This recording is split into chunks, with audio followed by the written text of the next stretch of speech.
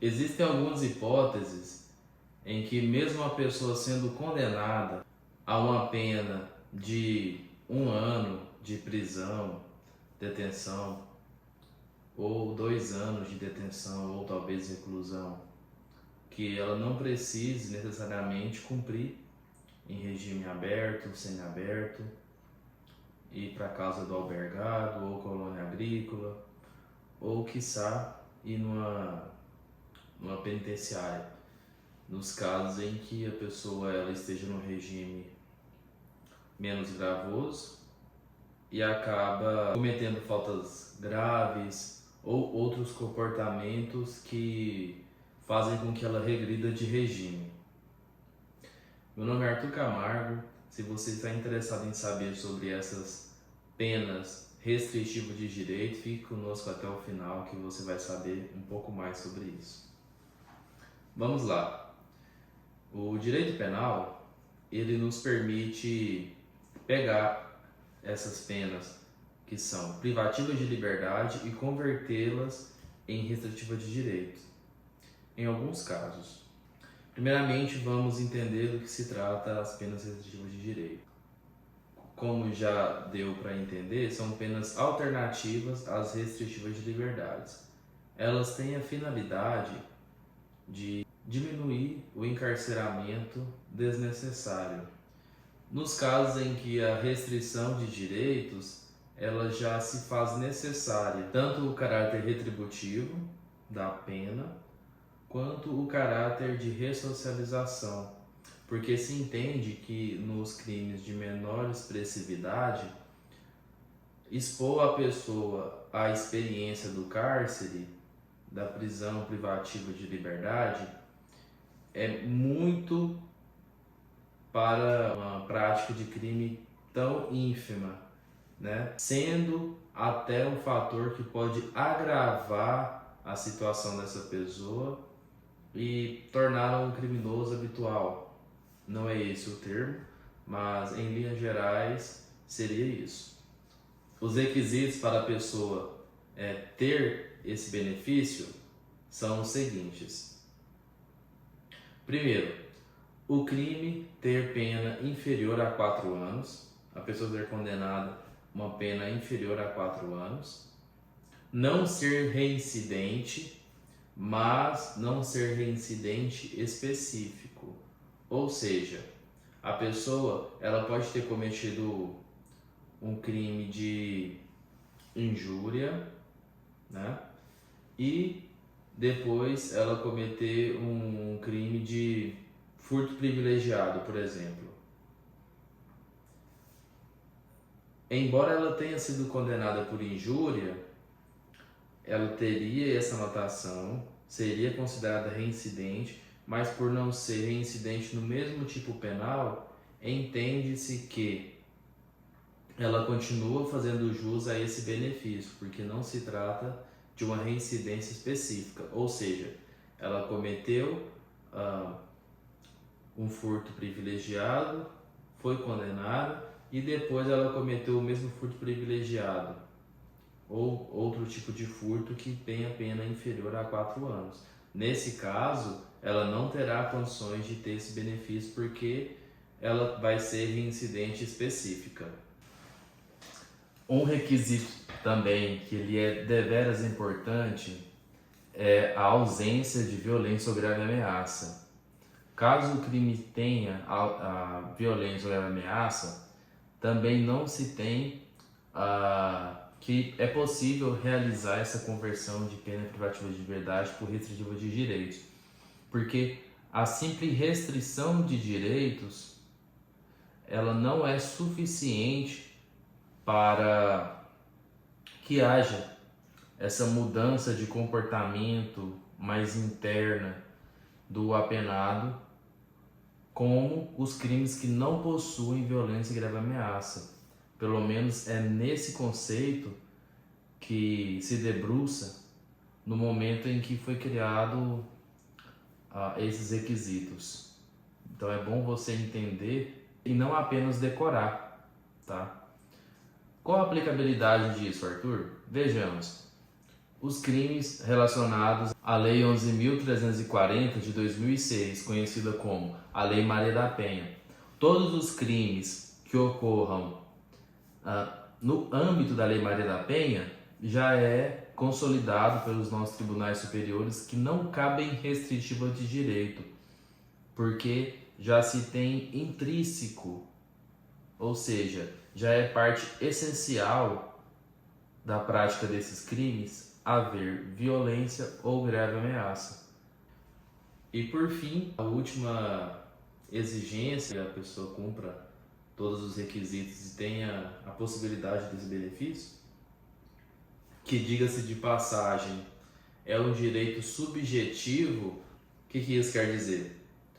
A partir do momento que o juiz percebe que a pessoa tem todos os requisitos para ter a sua pena privativa de liberdade convertida em pena restritiva de direito, o juiz não pode se omitir nesse ponto, porque o processo ele sempre tem que beneficiar o réu. Então, voltando, o último requisito são circunstâncias judiciais positivas ou neutras.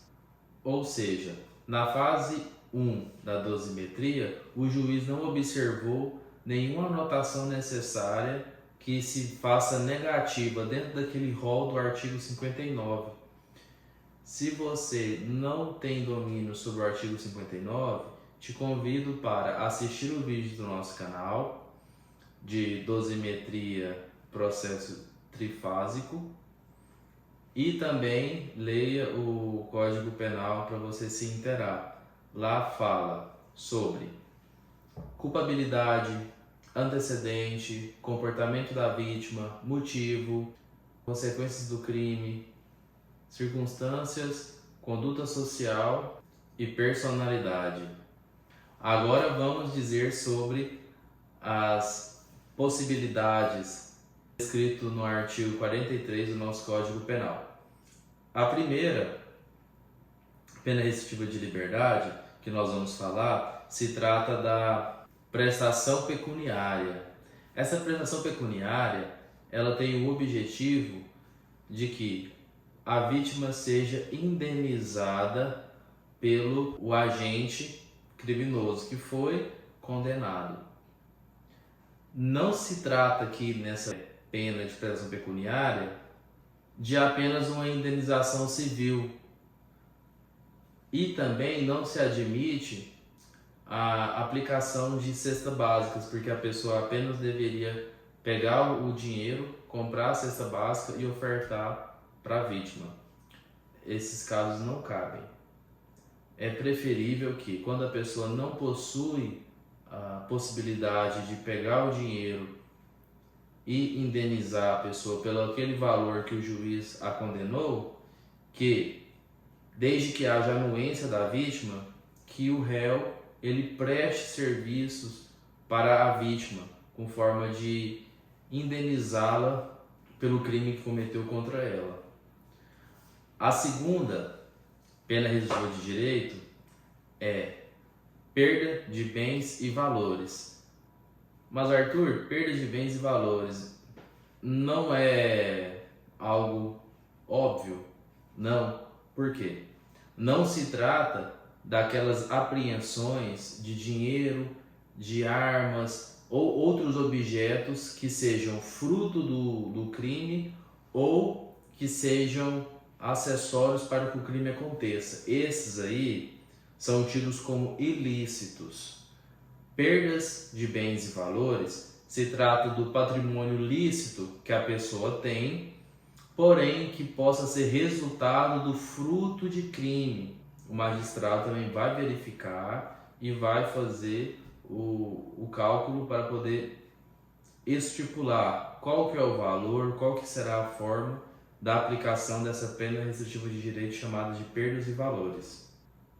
Cabe mencionar que nesta pena restritiva de direitos, perdas de bens e valores, os recursos angariados, ao qual o réu terá que pagar, será destinado para o Fundo Penitenciário Nacional. Temos também prestação de serviços à comunidade. Essa é uma das penas a qual alcança o maior efeito de ressocialização e de autoinstrução para a pessoa que está cumprindo pena. Por quê, Arthur? Porque a pessoa ela vai estar exposta em uma comunidade, em um programa de cursos de reeducação. Ao menos essa é a proposta.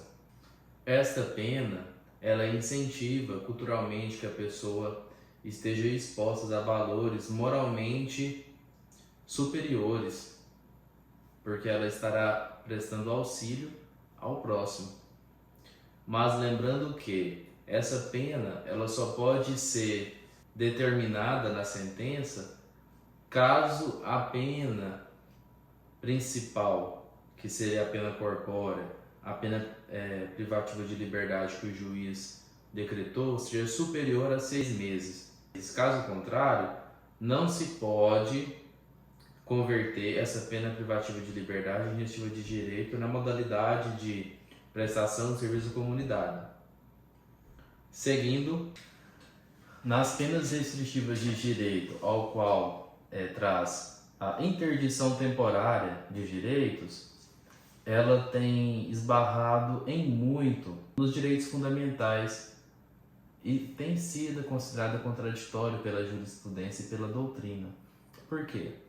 Imagine só, a pessoa, para ela exercer uma atividade de trabalho lícita, uma atividade muito comum e acessível a vários brasileiros é o Uber, por exemplo, ser motorista de aplicativo ou realizar entregas, ou ainda diversas outras funções em diversos outros trabalhos que são necessários como requisito carteira de habilitação.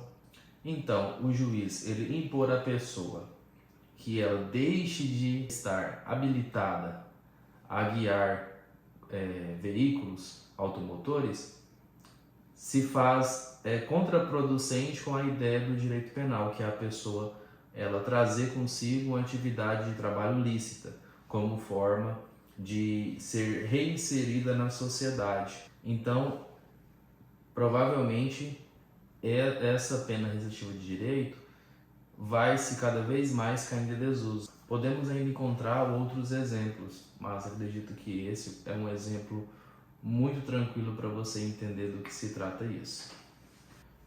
E por fim, a limitação de final de semana. A limitação de final de semana vai consistir na pessoa ficar sábado e domingo pelo menos 5 horas na casa do albergado. Essa casa do albergado necessariamente deveria ter cursos, ser um ambiente ali de instrução, de educação, que infelizmente não é o que tem ocorrido, não é o que ocorre, né? E também não se tem, né, a casa do albergado como prega o nosso Código Penal, mas são coisas que, com perseverança, quem sabe não se tornem uma realidade e tenhamos um direito penal um pouco mais humano, digamos assim. Pessoal, então é isso. Espero que vocês tenham gostado. Se o vídeo ficou complexo de entender, reassista ele algumas vezes, porque foi dito aqui de forma rápida e breve, mas acredito que assistindo será possível reter todo o conhecimento. Caso tenha alguma dúvida, pode deixar aqui nos comentários que vamos estar respondendo. Bons estudos!